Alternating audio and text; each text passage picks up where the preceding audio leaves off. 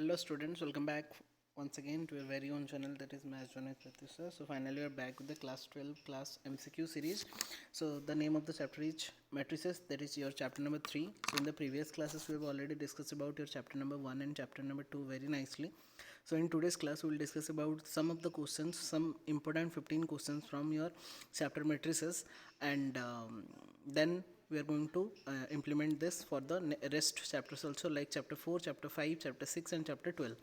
तो मैं जैसे बोला था आप लोगों को टर्म 1 से पहले आप लोगों का सारा MCQ सीरीज़ का जितना भी चैप्टर्स है वो कवर कर लेंगे. तो आई होप कि 6 तारीख आप लोगों का एग्ज़ाम है, तो 6 तारीख से पहले मैं कर दूंगा. और 5 तारीख या फिर 4 तारीख को एक कॉन्सेप्ट क्लास रहेगा जिसमें कि हम सारा कुछ चैप्टर्स का एक ही वीडियो में सारा कुछ कॉन्सेप्ट को डिस्कस करने वाले हैं. तो ज़्यादा देरी और ना करके क्लास को स्टार्ट करते हैं. पहले मैं जैसे कि आपको पहले से ही बता के रखा हूँ, पहले जब भी हम कुछ भी MCQ सीरीज स्टार्ट करेंगे तो पहले वो चैप्टर का थोड़ा सा कंटेंट पढ़ लेंगे कि क्या क्या था चैप्टर में, क्या क्या इंपॉर्टेंट पॉइंट आपको याद रखना है इसके क्वेश्चंस को सॉल्व करने के लिए. तो ये जो हमारा चैप्टर 3 है मैट्रिसेस, ये one of the most easiest chapter of your class 12 mathematics. जैसे कि आपको भी पता है इस रिलेटेड जितना भी क्वेश्चन आता है लगभग हमारा सारा कुछ हो जाता है, कुछ कुछ एक्सेप्शनल क्वेश्चन को छोड़ के.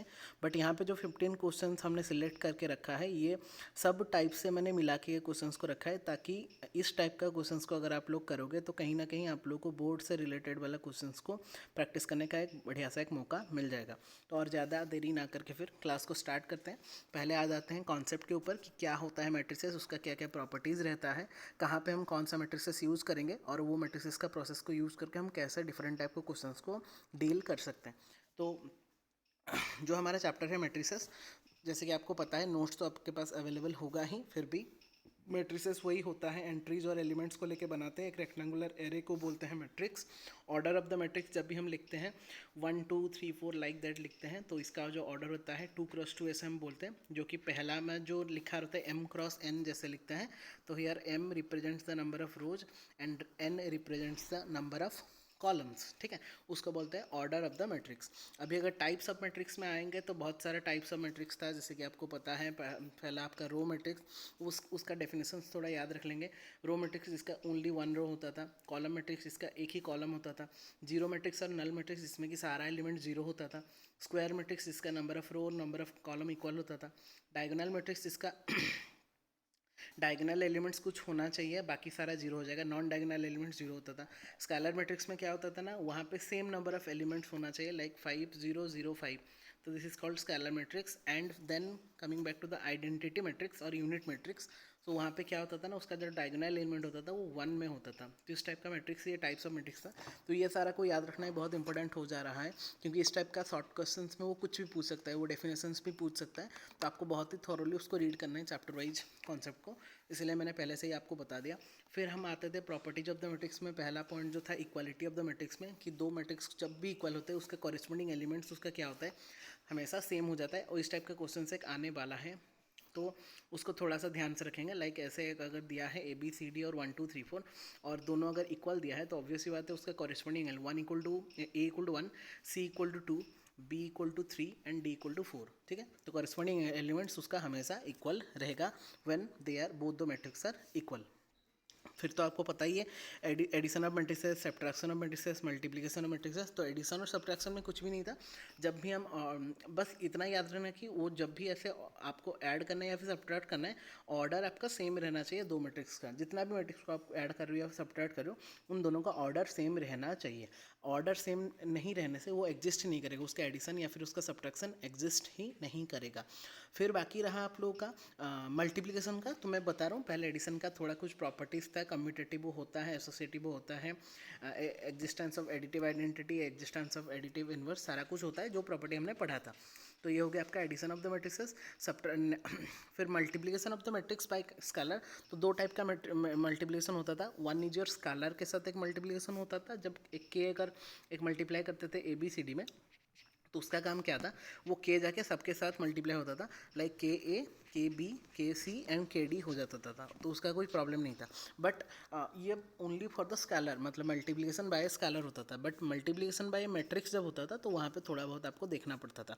उससे पहले नेगेटिव ऑफ द मैट्रिक्स भी था, अगर हम -1 एक कोई भी मैट्रिक्स में मल्टीप्लाई कर दे रहे हैं, will get the negative of that particular matrix, that is called negative of a matrix, ठीक है, -1 मल्टीप्लाई करने से।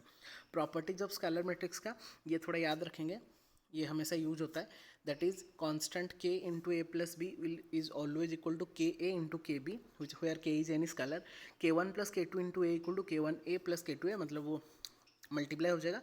के एल मतलब के एल को मल्टीप्लाई करके अगर ए के साथ मल्टीप्लाई करेंगे और के को एल ए के साथ मल्टीप्लाई करेंगे, या फिर एल को के ए के साथ मल्टीप्लाई करेंगे जहाँ पे एल एंड के आर स्केलर, तो वो भी हमेशा सेम ही रहेगा। डिफरेंस या सब्ट्रैक्शन वही सेम कॉन्सेप्ट है, ऑर्डर सेम रहना चाहिए और उसको कॉरेस्पॉन्डिंग एलिमेंट्स को आपको सब्ट्रैक्ट करना है एक दूसरे से to get the respective answer.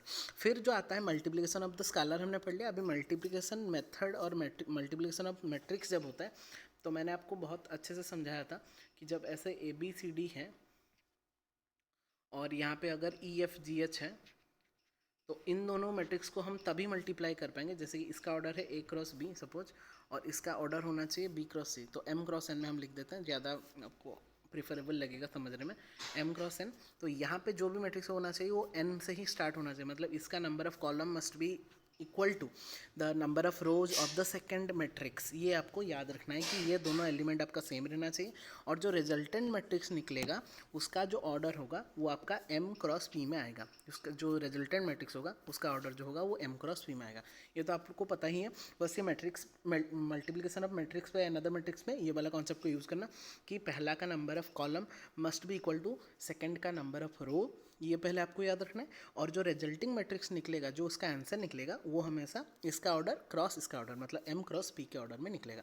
अगर मान लो ये दोनों अनइक्वल है, मतलब यहाँ पे 2 है यहाँ पे 3 है, तो वहाँ पे matrix multiplication does not exist, वहाँ पे एग्जिस्ट ही नहीं करेगा।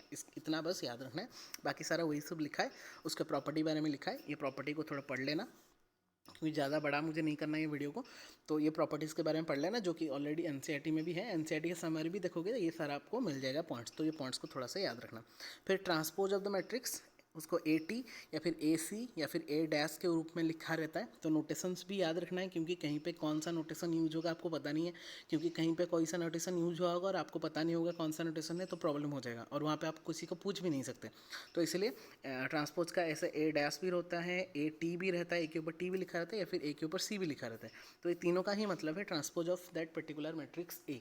तो ट्रांसपोज क्या होता है ना, रो को कॉलम कर दो, कॉलम को रो कर दो, सबसे simple concept of transpose of matrix. तो ये था transpose of matrix. Transpose of matrix का प्रॉपर्टीज़ थोड़ा याद रखना पड़ता है, क्योंकि वो थोड़ा सा इंपॉर्टेंट हो जा रहा है। Properties of the transpose of the matrix will be, A transpose का ट्रांसपोज अगर हम लेंगे तो आपको ए मिलेगा, ए प्लस बी का होल ट्रांसपोज लेंगे तो A transpose plus B transpose मिलेगा, के इंटू ए ट्रांसपोज अगर लेंगे तो के कॉन्स्टेंट बाहर आ जाएगा, के इंटू ए ट्रांसपोज हो जाएगा। और ये बात हमको हमेशा याद रखना है, fourth point, that is A into B का अगर हम होल ट्रांसपोज कर रहे हैं तो पहले आ जाएगा B transpose multiplied by A transpose, इसको आपको बस याद रखना है। अगर हम बी क्रॉस ए का मतलब बी इंटू ए का ट्रांसपोज कर रहे हैं, बी इंटू ए का ट्रांसपोज, तो पहले आ जाएगा A transpose multiplied by B transpose, तो पहले सेकंड का ट्रांसपोज इंटू फर्स्ट का ट्रांसपोज, ये दोनों कंडीशन आपको याद रखना पड़ेगा, कहीं पे भी यूज हो सकता है। तो इसलिए आपका ट्रांसपोज का जो ये 4 प्रॉपर्टीज़ है, ये बहुत ही इंपॉर्टेंट हो जा रहा है आपको याद रखने के लिए, तो इसको थोड़ा सा नोट डाउन करके रखेंगे या फिर स्क्रीनशॉट ले सकते हैं आप। फिर आते हैं स्क्यू सिमेट्रिक और सिमेट्रिक। इसमें से बहुत सारा क्वेश्चन, मतलब 1 या 2 क्वेश्चन आने का चांसेस ज़्यादा बढ़ रहा है, क्योंकि सिमेट्रिक का मतलब होता है जहाँ पे ए ट्रांसपोज आपका ए के साथ इक्वल हो रहा है, और स्क्यू सिमेट्रिक का मतलब होता है जहाँ पे ए ट्रांसपोज आपका नेगेटिव ऑफ ए के साथ इक्वल होता है। ये तो आपको याद ही होगा, तो इस रिलेटेड भी हम प्रॉब्लम डिस्कस करेंगे कि कहाँ पे स्क्यू सिमेट्रिक हो रहा है, कहाँ पे सिमेट्रिक हो रहा है। तो उसका जनरल रिप्रेजेंटेशन भी याद रख लेना। जब हमारा सिमेट्रिक रहेगा तो सिमेट्रिक में क्या होगा ना, देख लो मैंने यहाँ पे लिखा ए, डायगोनल आप कुछ भी रखो कोई फ़र्क नहीं पड़ता, बट यहाँ पे अगर मैं 1 रखा, यहाँ पे 2 रखा, यहाँ पे 3 रखा, देन ऑब्वियस बात है यहाँ पे उसका सेम ही आएगा, नेगेटिव नहीं आएगा, सेम ही आएगा। यहाँ पे मतलब 1 आएगा, यहाँ पे आपका 3 आएगा, यहाँ पे आपका सॉरी यहाँ पे आपका 2 आएगा, यहाँ पे आपका 3 आएगा। इसका मतलब क्या है, ध्यान से अगर देखेंगे हम, मैं कलर चेंज कर रहा हूँ, ध्यान से अगर आप देखोगे तो यहाँ पे बच्चों आपका 2 है, तो यहाँ पे भी आपका 2 है, मतलब 1 3 is 2, तो 3 1 भी 2 होगा। अभी 1 2 इज 1, 2 1 भी 1, और 2 3 is 3 and 3 2 is also 3, diagonal कुछ भी रहे। तो इसको जब मैं इसका ट्रांसपोज भी निकालूंगा तो हमारा वही A12 फिर 1B3 और 2 3C ही निकलेगा। तो इसके लिए हम क्या बोले कि ये ट्रांसपोज अगर ए के साथ इक्वल हो गया तो उसको हम सिमेट्रिक मैट्रिक्स बोलते हैं। तो that's why it is symmetric matrix. तो ध्यान में याद रखना कि इसका फॉर्मेट क्या रहना चाहिए आप लोग का, ये फॉर्मेट को आपको ध्यान से याद रखना पड़ेगा। वैसे ही अगर हम स्क्यू सिमेट्रिक का बात करें तो स्क्यू सिमेट्रिक जहाँ पे आप देखोगे तो जहाँ पे देखोगे आपका डायगोनल एलिमेंट्स 0 है तो वहाँ पे वो आपका स्क्यू सिमेट्रिक को सेटिस्फाई कर रहा है। तो अगर मैं यहाँ पे ले रहा हूँ -1, सपोज 1 2 3 ले रहा हूँ मैं, पहले हम ले रहे थे ये 1 ये 2 ये 3, तो अगर ये तीनों पॉइंट आपका 1 2 3 है देन ऑब्वियस सी बात है उसका जो ऑपोजिट एलिमेंट होगा वो उसका नेगेटिव में होगा। तो इसका मतलब है कि ये हो गया आपका एक स्क्यू सिमेट्रिक मैट्रिक्स। तो जहाँ पे कैसे याद रखेंगे या फिर कैसे जज करेंगे स्क्यू सिमेट्रिक है, जहाँ पे आप देखना कि आपका डायगोनल 0 हो रहा है और ये एलिमेंट जितना है ये इसका नेगेटिव है, ये 1 है तो ये आपका -1 है, ये आपका 2 है तो ये आपका -2 है, ये अगर आपका 3 है तो ये आपका -3 है। तो इस जगह में इसको हम क्या बोलेंगे, स्क्यू सिमेट्रिक मैट्रिक्स बोलेंगे। समझ में आ गया पूरा कॉन्सेप्ट। तो स्क्यू सिमेट्रिक को याद रखना कि जहाँ पे डायगोनल एलिमेंट्स आपका 0 है एंड नॉन डायगोनल एलिमेंट्स में जो ऑपोजिट जो एलिमेंट्स है उसका जो मीन्स व्हाट साइन है वो ऑपोजिट है, मतलब यहाँ पे जो होगा उसका नेगेटिव यहाँ पे होगा। तो उसको हम इजीली बोल सकते हैं कि वो आपका स्क्यू सिमेट्रिक है। और सिमेट्रिक में अगर सेम सेम रहा, नेगेटिव नहीं रहा और डायगोनल कुछ भी रहा, चाहे 0 भी हो सकता है, तो वहाँ पे आप उसको सिमेट्रिक मैट्रिक्स बोल सकते हैं। This is the only difference between skew symmetric and symmetric matrix. इसको याद रखने से आराम से स्क्यू सिमेट्रिक और सिमेट्रिक का कोई भी कॉन्सेप्ट का आप लोग क्लियर कर सकते हो। तो मैं और ज़्यादा नहीं जा रहा, बस इतना। हाँ, ये बस एक बात याद रखना है आपको, ये पॉइंट को एनसीईआरटी में भी है, मैंने आपको टिक करवाया था कि A प्लस ए ट्रांसपोज हमेशा एक सिमेट्रिक मैट्रिक्स होता है और A माइनस ए ट्रांसपोज हमेशा एक स्क्यू सिमेट्रिक मैट्रिक्स होता है। ये बात बहुत बार पूछता भी है क्वेश्चन में, तो हमेशा याद रखना कि A प्लस ए ट्रांसपोज अगर करेंगे तो आपको एक सिमेट्रिक मैट्रिक्स मिलेगा, but A minus A transpose अगर A से अगर आप ए ट्रांसपोज को माइनस कर रहे हो तो उसका जो जब हम करेंगे तो वहाँ पे आपको एक स्क्यू सिमेट्रिक मैट्रिक्स मिलेगा। तो A plus A transpose is always symmetric. Question में भी आ जाता है कि अगर अगर एक स्क्वायर मैट्रिक्स है या फिर मैट्रिक्स है तो A प्लस ए ट्रांसपोज क्या होना चाहिए। तो A plus A transpose is always a symmetric matrix, but A minus A transpose is always A skew symmetric matrix. बस ये दोनों पॉइंट को आपको बहुत अच्छे से याद रखना है। और लास्ट में तो ये तो आपका लॉन्ग क्वेश्चन एक्चुअली आता है, बट इसको भी याद रख दें कि एक कोई भी मैट्रिक्स को जब हम उसका सिमेट्रिक और स्क्यू सिमेट्रिक के रूप में लिखते हैं तो उसका जो फॉर्मेट होता है वो इस तरीके का होता है कि A equal to half of A plus A transpose plus half of A minus A transpose. ये भी हमने किया था इसके रिलेटेड। तो ऐसे हम बोल सकते हैं, ये शॉर्ट क्वेश्चन आ सकता है कि any square matrix A can be expressed as sum of dash and dash. तो डैश एंड डैश में आपको क्या लिखना है, क्योंकि A प्लस ए ट्रांसपोज आपका सिमेट्रिक था और A माइनस ए ट्रांसपोज आपका स्क्यू सिमेट्रिक था, तो यहाँ पे आप बोल सकते हैं कि एक जो भी पर्टिकुलर मैट्रिक्स है वो उसका A प्लस ए मतलब सिमेट्रिक और स्क्यू सिमेट्रिक का सम के साथ इक्वल हो जाता है। That is all about your symmetric and skew symmetric matrix. And last one that is your inverse of the matrix. ये एक्चुअली इनवर्स, बच्चे कंफ्यूज हो रहे हैं सर इनवर्स हमारा हट गया है, but inverse row elementary operation से इनवर्स वाला हटा है, but inverse of a matrix आप लोगों का कोर्स में है। तो इनवर्स ऑफ द मैट्रिक्स से क्वेश्चन क्या आ सकता है, ये छोटा छोटा क्वेश्चन जैसे कि A B are two square matrix, तो A B equal to B A equal to I होने से वो होगा आपका इन्वर्टेबल मैट्रिक्स वी कैन से। ठीक है, तो ये बात को याद रखना है। ये बहुत बच्चे स्किप कर जा रहे हैं कि ए बी और बी ए इक्वल टू आई अगर होगा तो इन्वर्टेबल मैट्रिक्स होगा, तो इसको ध्यान रखना है। फिर A is set to be invertible और ए बी का होल इन्वर्स लेंगे तो वही जैसे ट्रांसपोज का ले रहे थे, ए बी का होल ट्रांसपोज हमारा B transpose into A transpose हो जा रहा है। यहाँ पे वैसे ए बी का whole -1 means inverse, A B का होल इनवर्स विल बी पहले आएगा B inverse multiplied by A inverse. So that is all for your concept part, concept of your matrix chapter. Very nicely we have discussed one by one every point. मैंने आपको बता दिया, आपका काम है बस एक बार रिव्यू करना है, चाहे आप एनसीईआरटी समरी से करो या फिर ये वाला कॉन्सेप्ट से करो, बट आपको जैसे भी करके जो नोट्स आप लोगों ने लिखा है उसको थोड़ा सा एक बार थोड़ा रीड कर लेना। रीड करने के बाद आई होप सारा क्वेश्चन आपका सॉल्व हो जाएगा। ठीक है, let's get into the question part. So 15 most important question from matrix chapter जो कि रिलेट कर रहे हैं आप लोग का एग्जाम में आने का।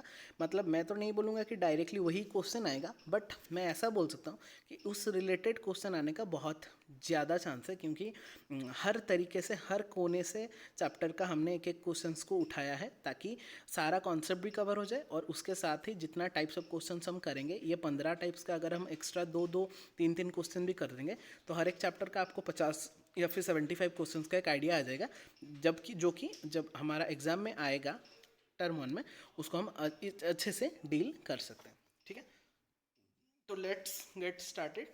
फर्स्ट क्वेश्चन में आते हैं, matrices chapter 3 and the number 1 question is, बहुत सिंपल क्वेश्चन दिया गया है, बट वही में से कुछ ट्रिकी क्वेश्चन भी है जिसको कि आपको डील करना है। तो कैसे डील करना है मैं आपको हिंट एंड टिप्स दे दूंगा, और आपको बस खुद से उसको रिवाइज करके अच्छे से सॉल्व करना है। तो पेन एंड कॉपी पकड़ के बैठेंगे, और क्योंकि ये रिकॉर्डेड क्लास है तो आप लोग को प्रोसेस पता है कि पहले क्वेश्चन देखना है, पॉज करना है, आपको खुद से ट्राई करना है, उसके बाद आपका सोल्यूशन फिर रिज्यूम करके मेरा सोल्यूशन के साथ मैच करना है कि आपका आंसर सही हो रहा है कि नहीं।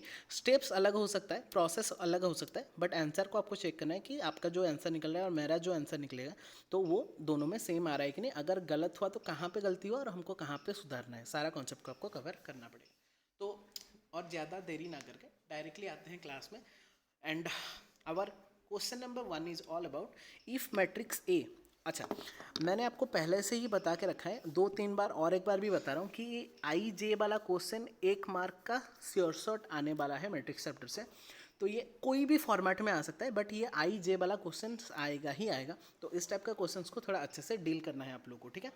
First question is all about if matrix A equal to A I J 2x2 matrix दिया है, जहाँ पे कि वो बोल दिया कि ए आई जे जो है, जो जनरल फॉर्मेट ऑफ एलिमेंट है, वो क्या बोला है, जहाँ जहाँ पे आपका I is not equal to J, I is not equal to J, आपके दिमाग में आना चाहिए कि जब I is not equal to J मतलब वो डायगोनल एलिमेंट नहीं होगा। तो पहले देखो, जहाँ पे लिखा है आई इक्वल टू जे वहाँ पे वो जीरो होगा। इसका मतलब डायरेक्टली आपको लिखना क्या है, जहाँ जहाँ पे आपका डायगोनल एलिमेंट होते हैं 2x2 मैट्रिक्स से डायगोनल एलिमेंट है 0 0, और बाकी जहाँ पे नहीं है वहाँ पे 2 लगा दो, खत्म कहानी। तो ये हो गया आपका A matrix. Is that clear to everyone? So diagonal element आपका 0 हो गया, नॉन डायगोनल एलिमेंट आपका 2 हो गया, ये आपका मैट्रिक्स ए मिल गया। तो वो पूछा क्या है, फाइंड ए स्क्वायर, तो इसका स्क्वायर निकालेंगे। तो आफ्टर सॉल्विंग जब आप सॉल्व करोगे तो ए इंटू ए करेंगे, तो ए इंटू ए करने से आपका निकल जाएगा 4004। सो the correct answer will be option number D, that is 4004। And I hope ये वाला कॉन्सेप्ट सबका क्लियर हो जाना चाहिए। समझ में आ गया? मल्टीप्लिकेशन तो आपको आता है, ए इंटू ए करके मैट्रिक्स मल्टीप्लिकेशन करना पड़ता है, सारा कुछ करके आपको जो लास्ट में आंसर निकलेगा that will become A D. But वहाँ पे आपको पहले ए अगर सही निकालोगे तभी जाके ना आपका 4004 निकलेगा, वरना एक बार ए गलत हो गया तो ए स्क्वायर ऑब्वियसली उसी के अनुसार गलत हो जाएगा। तो इस टाइप का क्वेश्चन को थोड़ा अच्छे से डील करने वाले हैं हम। समझ में आ गया बच्चों? Coming back to the question number 2, that is if a matrix has 28 element. ध्यान से सुनो पहले क्वेश्चन को। वो बोला है कि एक मैट्रिक्स में how many elements are there, 28 elements are there, then the number of possible order of the matrix. क्या क्या पॉसिबल ऑर्डर हो सकता है? आप लोग ध्यान से सोचो कि अगर 28 है तो मे बी वो 1x28 हो सकता है उसका ऑर्डर, मतलब 1 रो 28 कॉलम्स हो सकता है, या फिर 2x14 भी हो सकता है, 2 रो 14 कॉलम, या फिर 14x2 भी हो सकता है। अच्छा, ये नहीं लिखता है, उसके मतलब सीक्वेंस में लिखता है। शायद हो सकता है 7x4 भी हो सकता है, ये सुनो 7x4 भी हो सकता है। 4x7 करते हैं, पहले छोटा से जाते हैं, 4x7 भी कर सकते हैं, फिर और 7x4 भी हो सकता है, 7 रो 4 कॉलम्स।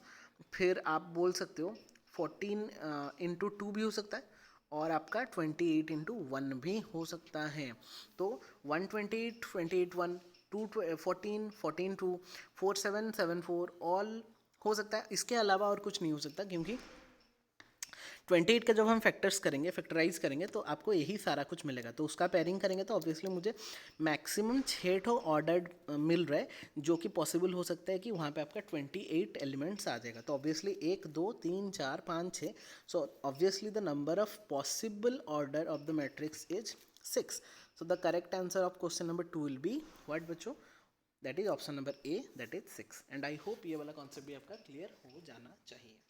तो 1 number completed, 2 number completed. Let's get into the question number 3। बहुत ही अच्छा क्वेश्चन, मैंने बोला था आपको इक्वालिटी ऑफ द मैट्रिक्स, याद है आपको? इक्वालिटी ऑफ द मैट्रिक्स में क्या होता है ना, if 2 matrix are equal then their corresponding element must be equal obviously.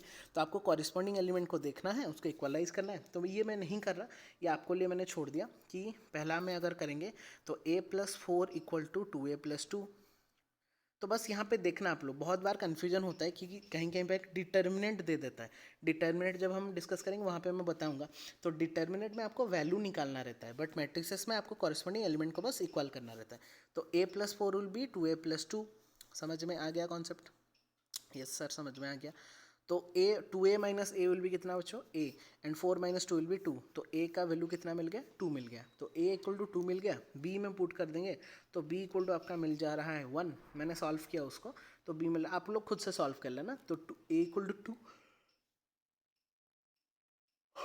Sorry, b equal to 1, नींद आ गया मुझे। a equal to 2, b equal to 1, then obvious सी बात है वो आपको क्या निकालने बोला है? a माइनस 2b निकालने बोला है। तो a is 2 minus b is 1, तो ये 2 minus 2 will get how much? 0। So the correct answer will be कितना? 0। 0 कहाँ पे है सर? ऑप्शन नंबर सी में है। So option number C is the correct answer for question number 3। And I hope ये वाला कॉन्सेप्ट भी क्लियर हो जाना चाहिए। समझ में आ गया सबको? तो 3 का जो अप्रोप्रिएट आंसर होगा that is your option number C, 0। I hope question number 3 तक पूरा कंप्लीट हो गया होगा। क्या हम क्वेश्चन नंबर 4 में चले? यस सर, चलिए। ठीक है, ये वाला जो मैंने बताया आपका मैट्रिक्स मल्टीप्लिकेशन में जो हम कर रहे थे, इसको थोड़ा समझना है बच्चों। आपको ध्यान से समझना मैं क्या बोलना चाहता हूँ आपको। यहाँ पे बोला है ऑर्डर ऑफ द, दो मैट्रिक्स दिया है और उसका ऑर्डर दिया है। यहाँ पे दो मैट्रिक्स दिया है, उसका ऑर्डर दिया है। ए मैट्रिक्स का जो है, एक्सक्यूज मी, सॉरी, बहुत जोर का नींद आ रहा है मुझे, बट पहले क्लास कंप्लीट कर लेते हैं फिर सो जाऊंगा। ए इक्वल टू दिया है 3x m। इसको ऑर्डर को ध्यान से देखना, क्योंकि ऑर्डर नहीं ध्यान से देखोगे तो कहीं ना कहीं रॉन्ग होने का बहुत ज़्यादा चांस हो सकता है। ए का ऑर्डर है 3x m, बी का ऑर्डर है n×4, आई थिंक, हाँ n। Then the order of matrix C will be how much? अच्छा, तो ऑब्वियस सी बात है बच्चों, ऑब्वियस सी बात है कि सी का जो भी ऑर्डर होगा वो ए और बी का ऑर्डर से सेम होगा, क्योंकि तभी सब्ट्रैक्शन पॉसिबल है जबकि ए और बी का ऑर्डर सेम होना चाहिए। ए और बी का ऑर्डर सेम ही होगा तभी जाके हम सी पॉसिबिलिटी है निकालने का। तो ऑब्वियस सी बात है 3x m और n×4 सेम ही होगा। तो ऑब्वियस सी बात है second element equal to second, first element equal to first. तो n कितना मिला सर? 3 ही। m कितना मिला सर? 4 ही। तो कितना मिल गया? n equal to 3 and m equal to 4, खत्म। बट वहाँ पे वो आपको n और m नहीं बोला है, वो आपको क्या बोला है? देन कितना बोला है देखो तो, एक क्या बोला है? If then the order of matrix C, हाँ मैट्रिक्स सी का ऑर्डर कितना होना चाहिए वो बोल रहे हैं। तो मैट्रिक्स सी का ऑर्डर कितना होना चाहिए? क्या होगा फिर आंसर? जल्दी से अगर बताएंगे तो ए मिला आपको 3, बी मिला 4, तो वो कुछ ऑप्शन दिया है यहाँ पे, डायरेक्टली वैल्यू तो नहीं दिया है, कुछ ऑप्शन के रूप में दिया है। तो ऑप्शन के रूप में अगर देखेंगे तो ए मिला आपको 3, बी मिला आपको 4, तो ऑब्वियसली ए प्लस बी कितना हो गया? 7। तो हो गया आपका आंसर। आपका आंसर हो गया कितना बच्चों? a plus B equal to 7। समझ में आया ना सबको? सबको समझ में आया? और एक बार समझना है, देखो ध्यान से सुनो, ध्यान से सुनो, मेरा बात को ध्यान से सुनो थोड़ा। मैंने बोला कि ये दोनों पॉसिबिलिटी n होने का मतलब n बनाने का पॉसिबिलिटी तब होगा जब a और b का ऑर्डर सेम होगा। और अगर a और b का ऑर्डर सेम होगा तभी ना हम माइनस करेंगे तो c मिलेगा हमको। अगर ऑर्डर सेम नहीं रहता तो क्या आपको c मिलता? नहीं। और वो c का ऑर्डर पूछा है तो c का ऑर्डर जितना होगा a और b का ऑर्डर भी उतना ही होगा, और a और b का ऑर्डर उतना ही होगा मतलब a और b का ऑर्डर सेम है, तो दोनों को सेम कर दो। तो यहाँ पे m×m 3x m था, इधर में था इक्वल टू n×4। तो ऑब्वियस सी बात है पहला मतलब जो है वो n होगा, तो n इक्वल टू 3, और दूसरा जो है वो m है तो m इक्वल टू 4।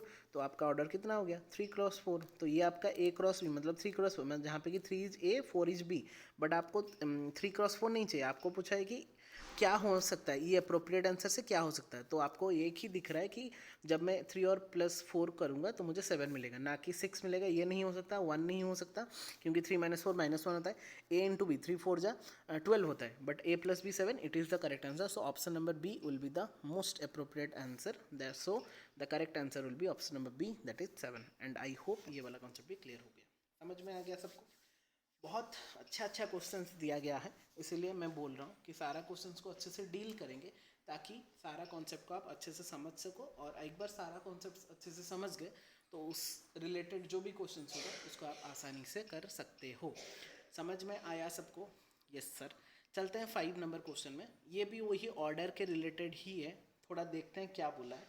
कि बोला है कि x का ऑर्डर है m×3, ध्यान से देखेंगे x का ऑर्डर है बच्चों कितना m×3, y का ऑर्डर कितना है p×4, z का ऑर्डर कितना है 2×b। For 3 matrices X Y Z then the value of m plus p minus b is dash. अच्छा, तो ऑब्वियस सी बात है वो वैल्यू पूछा है, मतलब आपको पहले तो m प्लस p और m b p और b का वैल्यू निकालना पड़ेगा, क्योंकि without finding the value we can not determine its summation, और सम हम नहीं निकाल सकें। तो क्या बोला है देखेंगे थोड़ा कि m×3 इधर में है p×4 और उसका रिजल्टेंट मैट्रिक्स कितना निकल रहा है 2×b। समझ में आया? कुछ दिमाग में कुछ घुसा? क्या घुसा सर? कि ये दोनों पॉसिबिलिटी तभी होगा जब आपका 3 और p इक्वल होगा, क्योंकि 3 और p अगर इक्वल नहीं होता तो क्या मैट्रिक्स मल्टीप्लिकेशन होता? नहीं सर, नहीं होता। तो ऑब्वियस ही बात है p का वैल्यू आपको मिल गया 3 ही। समझ में आ गया सबको? p3 कैसे हुआ कि ये मैट्रिक्स मल्टीप्लिकेशन हुआ है, मतलब ये दोनों मस्ट बी इक्वल, क्योंकि इक्वल नहीं होने से मैट्रिक्स मल्टीप्लिकेशन ही नहीं होगा। तो p आपको मिल गया 3, और जो रिजल्टिंग मैट्रिक्स निकलता है, मैंने क्या बोला था, रिजल्टिंग मैट्रिक्स होता है ये दिस क्रॉस दिस, तो रिजल्टिंग मैट्रिक्स आपका हो गया m×4। तो ये जो रिजल्टिंग मैट्रिक्स वो दिया है वो भी सही है, और हम भी निकाल दिए m×4। तो इसको रिलेट अगर करेंगे, ध्यान से देखेंगे बेटा, m×4 हो गया उसका रिजल्टिंग मैट्रिक्स। समझ में आया ना सबको? तो अगर m×4 हुआ रिजल्टिंग मैट्रिक्स, तो हमारा m कितना हो रहा है? m हो रहा है 2, b हो रहा है 4। समझ में आया सबको? तो m हो गया आपका कितना सर? m हो गया आपका पहला एलिमेंट कौन है 2, m का वैल्यू निकल गया 2, और b का वैल्यू कितना निकला सर? लास्ट वैल्यू है 4, तो b का वैल्यू निकल गया 4। तो इधर p = 3 मिल गया, m = 2 मिल गया, b = 4 मिल गया। Just put the value and will get the answer. तो हमको कौन सा एक्सप्रेशन का वैल्यू निकालना है? m plus p minus b। m कितना था भाई? m था सर 2, प्लस n p कितना था? p 3, माइनस b कितना था 4। तो इधर हो गया 5 - 4, so that will become 1। So 1 will be the correct answer sir. Check करते हैं 1 है क्या? हाँ सर है। So correct answer will be option number A, that is 1, and hence it is also done very nicely. And I hope 5 number तक बच्चों पूरा clear हो जाना चाहिए सारा कॉन्सेप्ट। क्या हम 6 नंबर में बढ़े? हाँ सर, चलिए बढ़ते हैं। So let's get into the 6 number concept and 6 number question. अच्छा, 5 यहाँ पे मैंने और एक बार कर दिया था। 6 नंबर आई थिंक हो जाना चाहिए आप लोगों का। नहीं हो रहा है तो कहीं ना कहीं आप लोग का प्रिपरेशन उतना स्ट्रांग नहीं हुआ है अभी तक। 6 नंबर में बोला if matrix A is this and A square equal to P into A then find P. बहुत ही ईजी क्वेश्चन है। क्या मैं इसको आपको ऐसे रफ में करके दिखा दूँ? हाँ सर, थोड़ा दिखा दीजिए। देखो, वो बोला है a इक्वल टू बोला है 2 - 2 - 2 2। समझ में आया? हाँ सर आया। ए स्क्वायर क्या करेंगे फिर? मल्टीप्लाई करेंगे। मल्टीप्लाई करने से कितना हो रहा है? मतलब a इंटू ए इंटू मैं डायरेक्ट लिख रहा हूँ। 4 + 4 हो गया ऊपर में, इधर हो गया आपका -4 - 4, इधर आपका फिर से हुआ -4 - 4, इधर हुआ आपका 4 + 4। समझ में आया सबको? तो 4 + 4 बच्चों कितना होता है? 8। -4 ये होता है -8, ये होता है फिर से -8, ये होता है आपका फिर से 8। समझ में आ गया? तो ए स्क्वायर हो गया इतना। अगर मैं यहाँ से 8 कॉमन ले जाता हूँ, कितना मिलेगा सर? सॉरी, 8 क्यों कॉमन लूँगा? 4 कॉमन ले जाओ ना, 4 कॉमन ले जाओ। 4 अगर मैं कॉमन ले जाऊँ, क्योंकि मुझे 2 और -2 के फॉर्म में रखना था। 2 - 2 - 2 2। ये क्या है sir? It is nothing but our 4a। ये a है ना आपका? अगर ध्यान से अगर देखेंगे, मुझे ये 4 के साथ जो भी मल्टीप्लाई है वो हमारा क्या है? वो तो हमारा a ही है। तो ये क्या बन गया? 4 × a। और a स्क्वायर का वैल्यू किसके साथ इक्वल है? p × a के साथ इक्वल है, that is given in the question. तो a कैंसिल करो तो p का वैल्यू कितना मिला सर? 4 मिला, जो कि हमको निकालना था। तो p will be equal to 4। कहानी खत्म इधर ही। समझ में आया कि नहीं? पहले a दिया था, ए स्क्वायर मैंने निकाल दिया, 8 - 8 - 8 8 निकल गया।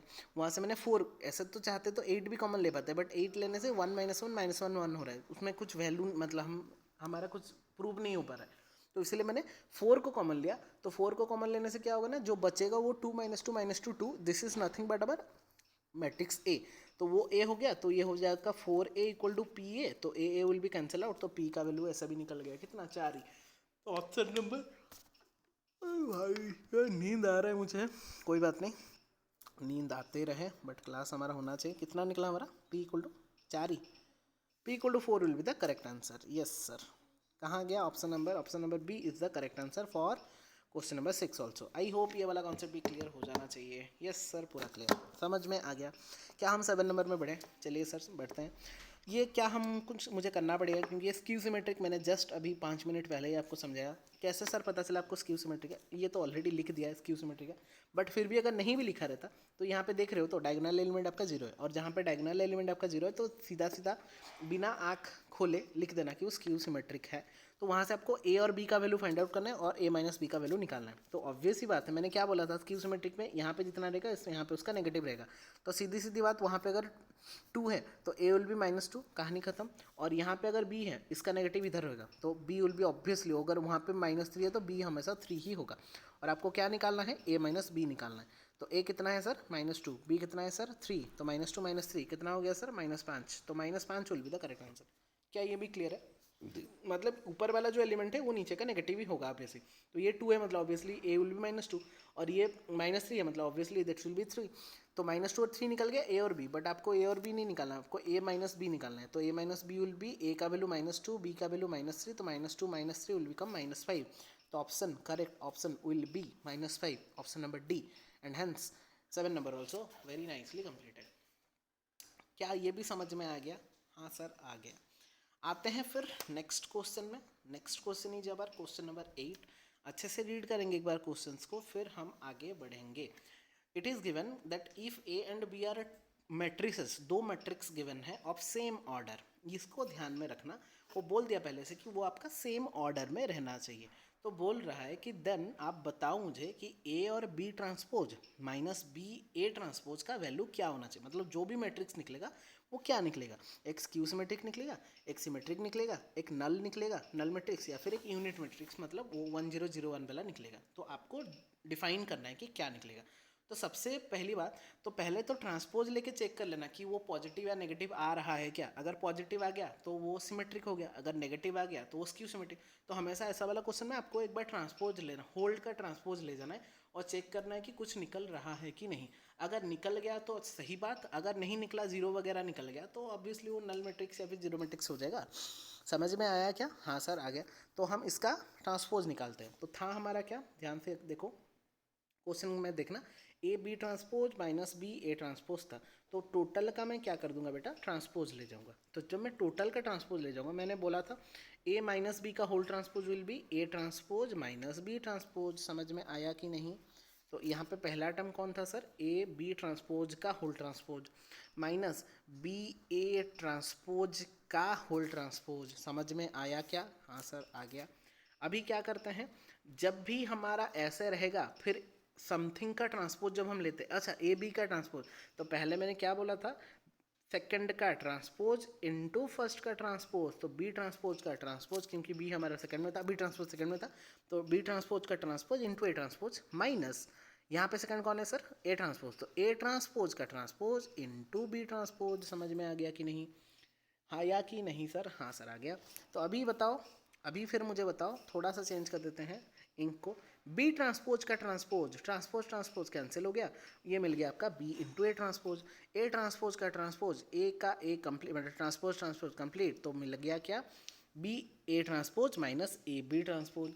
क्या अगर मैं इधर से माइनस ए कॉमन ले लूँ, मतलब माइनस एक कॉमन ले लूँ, तो उसका नेगेटिव निकल जाएगा क्या? हाँ सर निकल जाएगा। So it will become minus of A B transpose minus of B A transpose. एक नेगेटिव का कॉमन लेना था। तो यहाँ पे आपका क्या मिल गया सर? आपको मिल गया कि ये जितना है वो नेगेटिव ऑफ उतना ही है। मतलब इसका जो ट्रांसपोज हमने निकाला उसी का नेगेटिव निकल गया। और when A transpose is negative of A, so it is nothing but the condition for skew symmetric matrix. तो ऑब्वियस सी बात है, हमारा जो आंसर होगा वो ऑब्वियसली कितना होगा भाई? हमारा आंसर जो होगा वो ऑब्वियसली कितना होगा? Option number A, that is skew symmetric. तो option number A is the correct answer. And I hope ये वाला कॉन्सेप्ट भी क्लियर हो गया होगा। समझ में आ गया पूरा अच्छे से? पहले कोई भी ऐसे दिया रहेगा तो पूरा का होल ट्रांसपोज ले जाना, अगर उसका नेगेटिव निकला तो स्क्यू सिमेट्रिक, अगर मान लो पॉजिटिव में निकलता तो सिमेट्रिक, और अगर कुछ नहीं निकलता, नल या फिर जीरो टाइप निकलता, तो वहाँ पे आप नल या फिर जीरो लिखते या फिर यूनिट मैट्रिक्स लिखते। So for question number 8 your skew symmetric will be the correct answer. खत्म कहानी। आते हैं 9 नंबर में, सीधा आते हैं 9 नंबर में। एक बार रीड करें क्वेश्चन को, मैं थोड़ा सा पानी पी के आता हूँ तब तक। ओके, सो हमारा पानी पीना भी हो गया, आई होप आपका भी रेस्ट हो गया होगा। तो आते हैं अभी क्वेश्चन नंबर 9 में। क्वेश्चन नंबर 8 तक सबका क्लियर हो गया आई थिंक। बहुत अच्छा अच्छा क्वेश्चन है और आप लोग फील कर पा रहे हो अभी कि सारा डिफरेंट कॉर्नर्स से क्वेश्चंस को उठाया गया है, ताकि सारा कॉर्नर्स को हम टच कर पाएँ, और सारा कॉर्नर्स को एक बार अगर टच कर लिए तो एक कॉन्फिडेंट आ जाएगा कि हम सारा टाइप का क्वेश्चंस को एटलीस्ट अटेम्प्ट कर सकते हैं, छोड़ के नहीं आएंगे। समझ में आ गया? इस टाइप का जो 9 नंबर का क्वेश्चन है, this is one of the most important question you can say, because इस टाइप का क्वेश्चन एक आपका सीबीएसई सैम्पल क्वेश्चन पेपर में भी आया था। सेम क्वेश्चन आई थिंक आया था, मुझे याद नहीं आ रहा, बट इसका ए ऐसे ही ए और माइनस ए का आई वाला का आया था। ठीक है, बहुत अच्छा क्वेश्चन है, एक बार देखेंगे अच्छे से, इसको रीड करेंगे फिर उसको सॉल्व करेंगे। बोला है कि if A is a square matrix, देखो क्वेश्चंस को पढ़ के उसको रीड करके समझना इज इंपॉर्टेंट। एक बार समझ गए तो सॉल्व करने में ज़्यादा टाइम नहीं निकलेगा, बट अगर वो समझ ही नहीं पा रहे हो आप लोग क्वेश्चन क्या है, तो उसमें टाइम वेस्ट करके कुछ फ़ायदा नहीं है, नेक्स्ट स्किप करेंगे और नेक्स्ट क्वेश्चन में जाएंगे। तो इसीलिए क्वेश्चन पढ़ के समझना बहुत इंपॉर्टेंट हो जा रहा है आप लोग के लिए। फिर एक तो एग्जाम का प्रेशर होगा, फिर उधर से क्वेश्चन पढ़ के समझ में नहीं आएगा तो इधर ही कहानी खत्म हो जाएगा आप लोगों का। तो इसलिए पूरा स्टे काम रहना है और उसको जज करना है। तो वो बोला है कि if A is square matrix such that A square equal to A square का जो वैल्यू है वो I, sorry A square equal to I, identity matrix I के साथ इक्वल है। तो वो बोला है यहाँ पे एक जो फॉर्मेट दिया है या फिर एक एक्सप्रेशन दिया है, वी कैन से ए माइनस आई का होल क्यूब प्लस ए प्लस आई का होल क्यूब -7 है, उसका वैल्यू कितना होना चाहिए वो बोल रहे हैं। तो बहुत ही अच्छा क्वेश्चन है। तो पहले हम उसको एक्सप्रेशन को लिखते हैं और ट्राई करते हैं उसको सॉल्व करने के लिए कितना आ रहा है। तो मैं आपको बिट बाय बिट यहाँ पे कर दे रहा हूँ, फिर देखते हैं कि कितना हो रहा है। तो मैंने क्वेश्चन लिख रहा हूँ, इधर में लिखा है a माइनस आई का होल क्यूब, ठीक है, प्लस a प्लस आई का होल क्यूब, ओके, -7 इंटू ए। इसको थोड़ा सा ब्रेक करने का ट्राई करते हैं।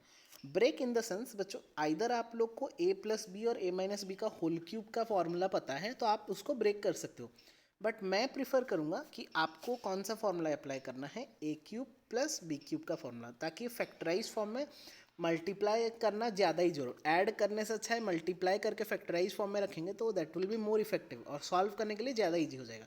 इसका फॉर्मूला किसको पता है? A cube plus B cube को फैक्टराइज फार्मूला जो होता है A plus B whole into A square minus A B plus B square. ये छोटा छोटा पॉइंट को नोट डाउन करके रखेंगे। अभी आप लोग यहाँ पे आर्गू नहीं कर सकते कि सर ये हमारा 12th क्लास में नहीं है बोल के, क्योंकि ऑलरेडी आप लोग 7-8 में पढ़ के आए हो, तो ऑब्वियस सी बात है आप लोग को ये याद रखना ही पड़ेगा। तो A plus B, A cube plus B cube, the factorization formula will be A plus B whole into A square minus A B plus B square. Is that clear? तो ये वाला फॉर्मूला को अप्लाई करेंगे यहाँ पे आपको ए cube plus B cube, मतलब जहाँ पे कि आपको ए लेना है इसको और बी लेना है इसको। तो मैं इसको इरेज कर रहा हूँ फिर अभी के लिए, सीधा आते हैं हम उसको सॉल्व करके देखते हैं कि उसका आंसर कितना निकल रहा है। इसको मैं इरेज कर दिया, समझ में आ गया। अभी मैं क्या कर रहा हूँ, देखो इसको पूरा को ए ले जा रहा हूँ, इसको पूरा को बी ले रहा हूँ। तो हमारा फॉर्मूला क्या था, ए प्लस बी। तो पहले ए प्लस बी करते हैं, दैट मीन्स ए प्लस आई, ये हो गया ए, प्लस बी में करेंगे ए, सॉरी सॉरी ये माइनस था ना, सॉरी सॉरी सॉरी, ये आपका ए माइनस आई, समझ में आया, प्लस था ना, हाँ, प्लस ए प्लस आई, ये इतना तक पूरा क्लियर है सबका। ये हो गया आपका ए प्लस बी के फॉर्मेट में हमने लिखा। फिर क्या था, ए स्क्वायर मतलब ए माइनस आई का whole square minus A into B, that is A minus I whole into A plus I, that is A into B, समझ में आया, प्लस बी स्क्वायर। अच्छा और थोड़ा इधर साइड छोड़ देते हैं समझने के लिए। फिर आता था क्या बच्चों, बी स्क्वायर। तो बी स्क्वायर मतलब बी कौन है हमारा, ए प्लस आई है सर, तो ए प्लस आई का होल स्क्वायर। समझ में आ गया पूरा कॉन्सेप्ट। तो ये हो गया A plus B whole into A square minus A B plus B square, -7 है जो है उसको रख दो, हो गया पूरा कंप्लीट। इधर से कुछ कैंसिल हो रहा है क्या सर? हाँ हो रहा है, माइनस आई प्लस आई हो गया। तो यहाँ पे कितना आया, 2a आया, समझ में आया? हाँ सर आ गया। 2a के साथ अभी मल्टीप्लाई करना है। मल्टीप्लाई करने के लिए इसको मैं एक्सपांड कर दूँगा। इसको एक्सपांड करने से कितना होगा बताओ, ए स्क्वायर प्लस आई स्क्वायर, ए माइनस बी का होल स्क्वायर ना, ए स्क्वायर प्लस आई स्क्वायर माइनस 2ai, समझ में आया? यस सर आ गया। इसको एक्सपांड करेंगे तो कितना होगा बच्चों, कलर चेंज कर देता हूँ मैं। इसको एक्सपांड करेंगे तो ये हो गया आपका A square plus I square plus 2ai plus 2ai, समझ में आ गया ये भी। तो मैं अलग अलग करके, क्योंकि मेरे पास एक तो जगह नहीं है इसलिए मैं अलग अलग कर रहा हूँ, फिर एक्स्ट्रा कर दूंगा। ए माइनस आई और ए प्लस आई का कितना हो गया सर? ऑब्वियस सी बात है, इसका हो जाएगा ए square minus I square A plus B into A minus B. समझ में आया? सारा कुछ मैंने एक्सपांड कर दिया, समझ में आ गया? मतलब नेक्स्ट स्टेप आपको क्या करना है समझ में आ गया। अभी मैं सारा को सम अप करके एक स्टेप में ही लिखना का ट्राई करता हूँ। क्या होगा फिर? पहले में निकला था 2a, याद आ रहा होगा आप लोग, अभी रिलेट करो या फिर लिखे होगे तो अच्छी बात। 2a फिर निकला था आपका ए स्क्वायर, समझ में आया, प्लस आई स्क्वायर, समझ में आया? हाँ सर आया। माइनस था 2ai जो हमारा a माइनस आई का होल स्क्वायर को हम तोड़े थे। इतना तक पूरा क्लियर है? प्लस प्लस क्या था बच्चों? वो प्लस था क्या हमारा? माइनस ना, जस्ट वेट, हम कंफ्यूज आ गए। ए plus B, A square minus I square ना, ए प्लस आई इंटू ए माइनस आई, वो एक माइनस था ना एक्चुअली, माइनस में, हाँ सॉरी, यहाँ पे आपका क्या था? A square minus I square, but negative में था ना, तो नेगेटिव ऑफ ए स्क्वायर, तो डायरेक्टली नेगेटिव और नेगेटिव कर देंगे तो प्लस आई स्क्वायर हो गया। समझ में आ गया क्या? यस सर आ गया। फिर आ जाते हैं प्लस वाला, इसमें तो सारा कुछ प्लस था, ए का स्क्वायर प्लस आई का स्क्वायर प्लस 2ai, पूरा कंप्लीट है कॉन्सेप्ट। आप लोग रिलेट कर पा रहे होगे, आप लोग अगर किए होगे तो ऐसे ही निकला होगा। -7 है जो था, इसको इधर रख दो चुपचाप, कहानी ख़त्म। ओके, कुछ कट रहा है क्या? हाँ कट रहा है, -2ai प्लस 2ai कट गया, एक ए स्क्वायर एक माइनस ए स्क्वायर कट गया, बचा क्या फिर? अभी बचा ये कि 2a इधर में बचा है, होल इनटू इधर में क्या, अरे रुक, इधर में है आई स्क्वायर का आई स्क्वायर, इधर में और एक आई स्क्वायर, इधर में और एक आई स्क्वायर, और इधर में ए स्क्वायर। क्या ये क्लियर है सबका? -7 है, इतना तक आई होप सबका क्लियर हो गया होगा। सब कुछ कट गया ना, यहाँ पे एक आई स्क्वायर है, यहाँ पे एक आई स्क्वायर है, यहाँ पे एक आई स्क्वायर है, 3 आई स्क्वायर, इधर का एक ए स्क्वायर, मतलब 3 आई स्क्वायर और आई square I square I square plus a square -7 into ए, और इधर में है आपका 2 इंटू ए, तो 2a multiplied by i square plus I square plus I square plus a square whole into, फिर माइनस दे के 7a लिखा गया है। इतना तक सबका क्लियर है? तो मैं ऊपर वाला को इरेज कर रहा हूँ क्योंकि नीचे में मुझे इसको टर्म को आपको दिखाना है, तो मैं ऊपर वाला जो टर्म है इसको इरेज कर रहा हूँ। आप लोग को अगर स्क्रीनशॉट लेना है आप लोग इसको ले सकते हो। समझ में आ गया? हो गया स्क्रीनशॉट? मैं अभी इसको इरेज कर रहा हूँ। इरेज करने से बच्चों क्या हो गया? अच्छा मैं और एक बार ही लिख देता हूँ तो ज़्यादा इफेक्टिव रहेगा आप लोगों के लिए। 2a whole into I square plus I square plus I square plus a square था फोर्थ टर्म, -7 है। इतना तक याद आ रहा है सबको? यस सर याद आ रहा है। तो इधर का 2a को 2a रखो, आई स्क्वायर, आइडेंटिटी मैट्रिक्स का स्क्वायर कितना होता है बच्चों? आई होता है, फिर से आई स्क्वायर का आई होगा, फिर से आई स्क्वायर का आई होगा, और A square it is given in the question, it is also given I. Yes sir हो गया, समझ में आ गया पूरा। अभी क्या होगा भाई? कुछ नहीं, 2a इंटू आई प्लस आई, 4 ठो आई को कितना लिखेंगे? 4i ऑब्वियसली, -7 है, समझ में आया? हाँ सर आ गया। इसको मल्टीप्लाई कर दो, कितना हो गया? 8ai -7 है, समझ में आया? अरे 2 4 जा 8, a इंटू आई ai, इतना तो गधे भी समझ जाएंगे। बहुत बढ़िया, तो 8ai -7a आ गया। फिर a into I, any matrix multiplied by an identity matrix will be equal to that same matrix, तो a into I will also be कितना कितना? वही गधा 8a ही होगा ना, क्योंकि a into I हमारा, क्योंकि any matrix multiplied by a unit matrix और you can say what matrix, आपका क्या मैट्रिक्स बोलते हैं उसको? यूनिट मैट्रिक्स ना, हाँ unit matrix will be equal to that same matrix, so 8a into I will be a, 8a रह गया, इधर रह गया आपका 7a, तो 8a minus 7a will become only a, so only a will be the correct answer, तो only a will be the correct answer, and I hope इसका भी आप लोगों ने समझ लिया होगा। तो चेक करते हैं कहाँ पे है a, so option number a में ही a है, so option number a is the correct answer for your question number 9, and I hope ये वाला क्वेश्चन भी आपका क्लियर हो गया होगा। कॉन्सेप्ट क्लियर सबका? यस सर क्लियर, बहुत बढ़िया। चलते हैं 10 नंबर में, क्या चले हम सबको ही बोलो हाँ, बहुत बढ़िया। आते हैं 10 नंबर में, क्या क्वेश्चन है पढ़ेंगे एक बार। If A and B are square matrix, दो स्क्वायर मैट्रिक्स आपको गिवन है, ऑफ सेम ऑर्डर, वो ऑर्डर भी सेम दे दिया, और बोला है कि ए बी जो है वो 3 इंटू आई के साथ इक्वल है। अच्छा, तो वो बोला कि A inverse is equal to कितना, तो ए इनवर्स कितना होगा बोल रहा है। कोई बात नहीं, निकाल लेते हैं, इधर ही रखते हैं क्वेश्चन को, इधर लिखते हैं। वो बोला है कि A into B equal to 3 into I. क्या ये क्लियर है सबका? तो b बच्चों कितना होगा बताएंगे? b हो जाएगा आपका 3a इनवर्स i, हाँ कि ना? हाँ सर। तो a इनवर्स कितना हो जाएगा सर? 3 इधर मल्टीप्लाई है और a इनवर्स इंटू आई, तो a इनवर्स ही हो जाएगा, और ये चलाएगा इधर, तो 1/3 इंटू बी हो जाएगा, क्योंकि 3 उधर मल्टीप्लाई था, इधर आने से डिवाइड हो जाएगा। हाँ सर, हो जाएगा। तो क्या हो जाएगा फिर? a इनवर्स विल बी कितना? A inverse will be 1/3 into B. तो चेक करो किधर में है 1/3 into B, that is your option number B. So that's why the correct answer for your question number 10 will be option number B, 1/3 into B. पूरा समझ में आ गया? यस सर, आ गया।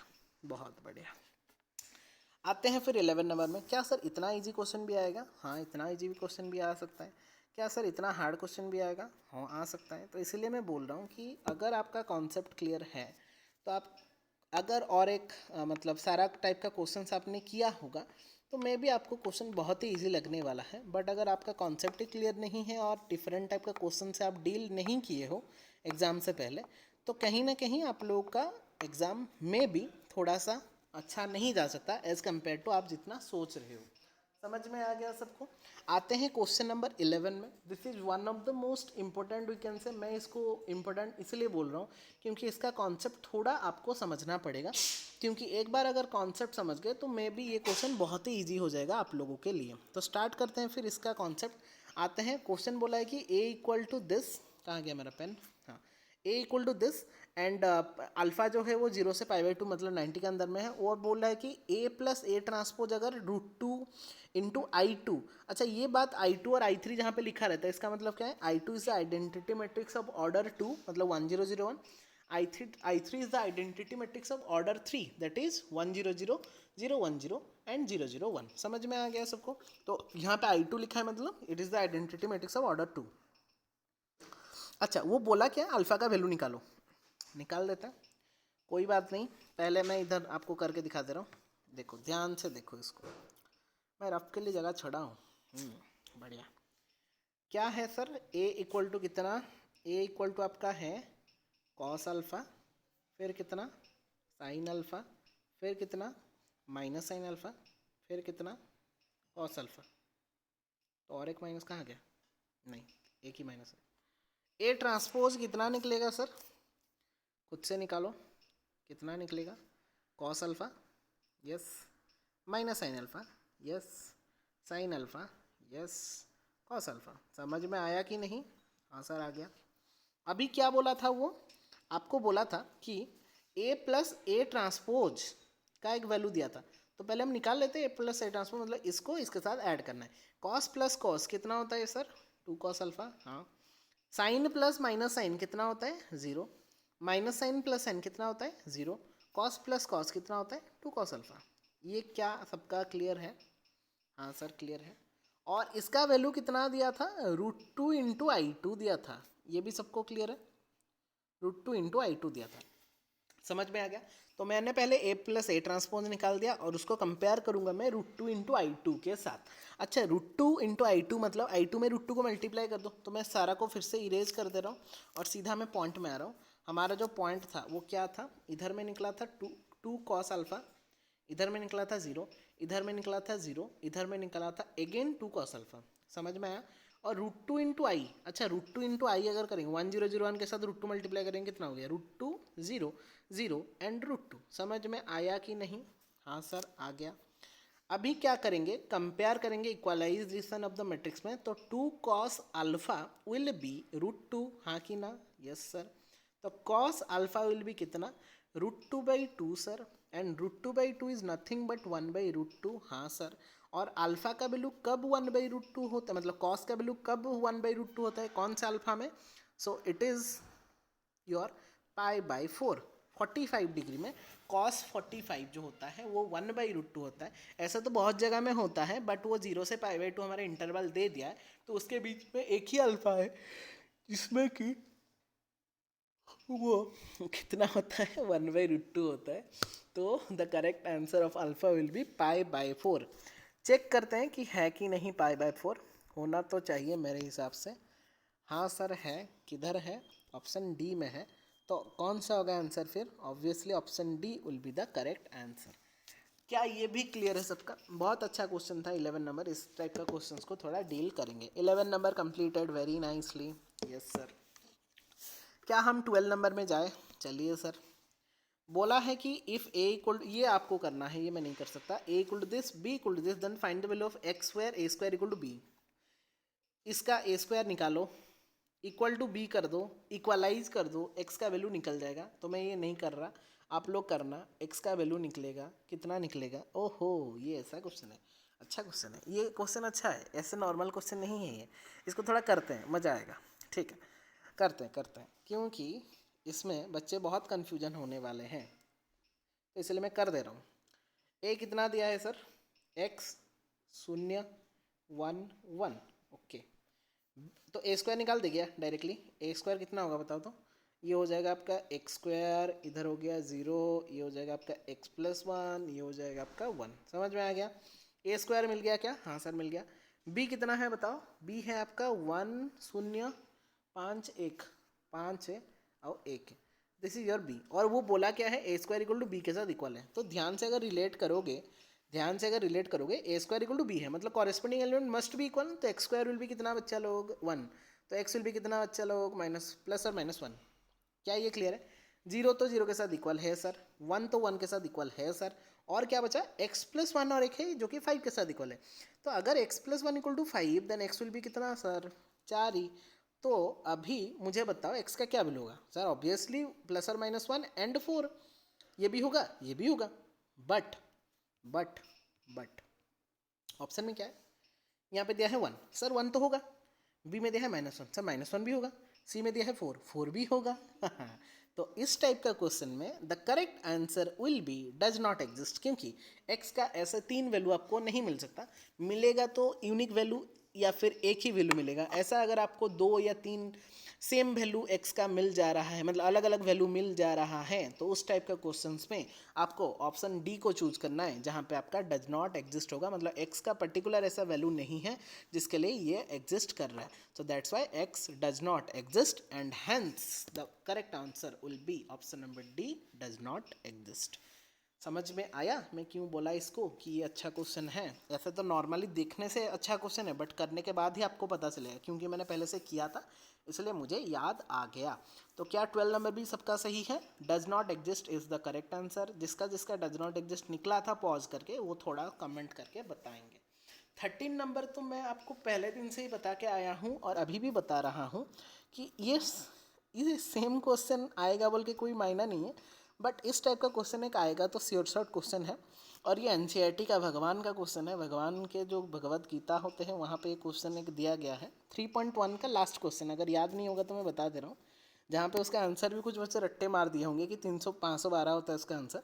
तो वही सेम क्वेश्चन ही दिया है कि 3x3 मैट्रिक्स है और आपका एंट्री में माइनस और 1 लगाना है। तो 3x3 में एक एलिमेंट में 2 पॉसिबिलिटी, तो 2 2 2 2 2 2 2 2 2, तो कितना हो गया? 2⁹ और 2⁹ विल बी 512। तो इसका कॉन्सेप्ट याद रखना बच्चों। अगर यहाँ पे एंट्री और एक बढ़ा दिया तो आंसर विल बी 3⁹ तो रट्टा मार के मत जाना, थोड़ा कॉन्सेप्ट को समझ के जाना, ताकि कोई भी क्वेश्चन को अगर इधर उधर किए तो आपका आंसर निकल सकता है। क्योंकि यहाँ पे कुछ भी अलग नहीं हुआ था, तो 2 ही एंट्री था। तो जितना एंट्री है टू दी पावर जितना ऑर्डर है, 3x3 मतलब 9, मतलब that will be the answer. मान लो यहाँ पे 2x3 देता ऑर्डर, तो obviously 2 to the 6 will be the answer. समझ में आया कॉन्सेप्ट? जितना एलिमेंट है उसका पावर बस कर देना है। So for 13 number the correct option will be 512, that is option number D। and I hope ये वाला कॉन्सेप्ट भी आपका क्लियर हो जाना चाहिए। कैसा निकला सर? 2⁹ करके निकला। ये कॉन्सेप्ट को समझो, आंसर तो कोई भी बच्चा निकाल देगा, कॉन्सेप्ट समझोगे तो क्वेश्चन घुमा भी देगा तो आप लोग अच्छे से क्लियर हो सकते हो। तो इस टाइप का क्वेश्चन को भी थोड़ा अच्छे से देख के जाना है फ्रॉम द चैप्टर मैट्रिसेस। क्या ये भी समझ में आ गया सर? हाँ सर आ गया। 14 नंबर में आते हैं, लास्ट 2 क्वेश्चन बचा 14 एंड 15, दोनों ही बहुत इजी क्वेश्चन है, इसलिए मैं नहीं करने वाला, आप लोग बैठ के खुद से करना और खुद करने के बाद मुझे बताना कि आपका आंसर सही निकल रहा है कि नहीं। ये मैं नहीं कर रहा, बस हिंट दे रहा हूँ। बोला है a इक्वल टू दिस, i इक्वल टू दिस, आइडेंटिटी दे दिया। वो बोला है कि k का वैल्यू फाइंड आउट करो, जिसके लिए कि a स्क्वायर इक्वल टू के a माइनस 2i हो रहेगी। इसमें क्या है बेटा, a पहले a स्क्वायर निकाल दो, फिर इधर में k इंटू ए कर दो, 2 इंटू आई कर दो, उसको माइनस कर दो, फिर दोनों मैट्रिक्स एक निकलेगा। तो ऑब्वियसली इक्वलाइजेशन ऑफ मैट्रिक्स में इसको सॉल्व कर देंगे तो k का वैल्यू वहाँ पे एग्जैक्टली k का वैल्यू आपको निकल जाएगा। बस मैं लास्ट मैट्रिक्स लिख दे रहा हूँ क्योंकि मैंने सॉल्व किया था। लास्ट मैट्रिक्स आपका निकलेगा 1 -2, इधर निकलेगा 4, इधर निकलेगा -4, ये लास्ट में निकलेगा, लास्ट स्टेप पूरा। इधर में निकलेगा आपका 3k -2, आप लोग करके देखना कि निकल रहा है कि नहीं, बट करके देखना, ऐसे मत लिख देना। इधर निकलेगा 4k, इधर निकलेगा -2k -2। समझ में आया क्या? किसी को भी कंसिडर करो, वहाँ से आपका वैल्यू निकल रहा होगा। तो 3k -2 equal to 1, then 3k will be कितना बच्चों, 3, देन k विल बी कितना बच्चों, 1। So k equal to 1 is the correct answer. तो चेक करो k इक्वल टू 1 कहाँ पे है सर? सर नहीं है, नहीं है, नहीं है, हाँ हाँ है ना, गधा। Option D is the correct answer for 14 number. क्या ये भी क्लियर है सबका? हाँ सर क्लियर है। क्या 15 नंबर में आ जाए? 15 नंबर में क्या मुझे करना पड़ेगा? नहीं सर हम कर लेंगे, बहुत अच्छी बात। बहुत ही सिंपल क्वेश्चन है, 3 मैट्रिक्स दिया है, दोनों को करना, फिर आइदर 1-2 करके इसके साथ करो या फिर 1-2 करके इसके साथ करो, कोई 2 को कर लो पहले, उसके साथ थर्ड को कर लोगे तो हो जाएगा। तो अगर मैं करूँ 1 to 1 को 1 to 1 में रख रहा हूँ, पहले वो दोनों को कर रहा हूँ, तो वो दोनों को करने से मेरा निकल रहा है 0 plus 4e plus 0 into x 0, फिर 2 into 0 0, 0 into 2 0, 1 into x x, फिर 1 into 0 0, 0 into 2 0, plus 2 into x 2x। समझ में आया क्या? हाँ सर आ गया, इक्वल टू 0। तो इसका क्या निकल गया बेटा, मैं डायरेक्टली लिख रहा हूँ।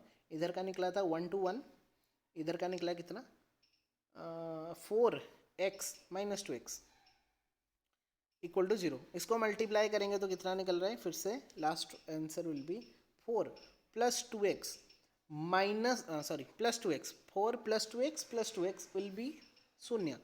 तो 4 प्लस 4x विल बी 0, तो 4x विल बी -4 है, x विल बी -1 है, तो -1 will be the correct answer. तो -1 कहाँ पे है सर? ऑप्शन सी में। तो option C is the correct answer for your question number 15। And I hope इस टाइप का क्वेश्चन आप अभी अच्छे से कर सकते हो। So finally we have completed all the 15 questions from your matrices chapter and we have covered so many concepts about your matrices। सारा कॉन्सेप्ट भी हमने कवर कर दिया वन शॉट में, अगर देखना चाहो तो सारा कॉन्सेप्ट भी आपका कवर हो गया मैंने पहले में जो बताया था। और आपका 15 क्वेश्चन हमने पूरा डिटेली कर लिया जो कि रिलेट कर रहा है आप लोगों के सीबीएसई के एग्जाम से। तो मैं हाईली रिकमेंड करूंगा कि आप लोग ये एटलीस्ट 15 क्वेश्चन को अच्छे से करो और उसके साथ कॉन्सेप्ट को अच्छे से देखो, ताकि इस रिलेटेड मतलब ये 15 क्वेश्चन आएगा बोल के कोई वैसा गारंटी नहीं है, बट इस टाइप का क्वेश्चन आने का 110% गारंटी है। तो इस टाइप का क्वेश्चन को ज़्यादा से ज़्यादा, इस टाइप का क्वेश्चन जहाँ पे भी दिख रहे हो उसको ज़्यादा से ज़्यादा प्रैक्टिस करो। आई होप हो जाएगा, बट फिर भी अगर नहीं हुआ तो आप लोग कमेंट कर सकते हो, नीचे में कमेंट सेक्शन है, इधर कमेंट कर सकते हो या फिर मुझे कॉल कर सकते हो, मैसेज कर सकते हो। बट आपका डाउट्स क्लियर हो जाना चाहिए। डाउट अगर क्लियर नहीं हुआ तो एट द एंड मोमेंट आप लोगों को बहुत कन्फ्यूजन हो सकता है। तो thank you so much for attending the class. मिलते हैं नेक्स्ट क्लास में। नेक्स्ट क्लास में हम चैप्टर 4 को लेके आएंगे, जिसमें हम डिटर्मिनेंट चैप्टर को बहुत अच्छे से डिस्कस करने वाले हैं। मतलब और डिटर्मिनेंट, आपका continuity, differentiability, application of derivative and LPP, और 4 चैप्टर बाकी रहा। बट मैं ट्राई करूंगा कि नेक्स्ट 4 डेज में हम आपका 4 चैप्टर हम कवर कर सकें, ताकि एग्ज़ाम से पहले तक आप लोग का सारा कॉन्सेप्ट भी क्लियर हो जाए और उसके साथ ही सारा एमसीक्यूज़ को आप डील कर सकते हो। ठीक है, so that's all for today. Thank you so much. मिलते हैं फिर नेक्स्ट क्लास में। अच्छे से पढ़ाई करते रहिए और अच्छे से रहिए, अपना तबीयत का ख्याल रखिए और अच्छे से एग्ज़ाम दे के आइए। ठीक है, इंग्लिश के लिए पढ़ाई करो, बट इंग्लिश के बाद जो 3 दिन का गैप मिलेगा उसमें खाना पीना भूल जाना और मैथ को पढ़ाई करना। ठीक है, मिलते हैं फिर नेक्स्ट क्लास में। Till then take care, stay safe, जय जगन्नाथ।